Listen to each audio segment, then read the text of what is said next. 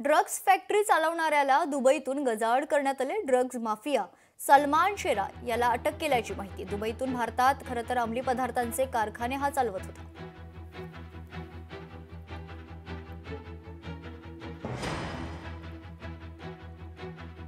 सलमान सलीम शेख उर्फ शेरा बाटला याला हा बऱ्याच दिवसापासून वॉन्टेड आरोपी होता। त्या अनुषंगाने आपण सर्व कायदेशीर प्रक्रिया पूर्ण करून मान्य न्यायालयातून त्याचं स्टँडिंग वॉरंट काढण्यात आलं होतं।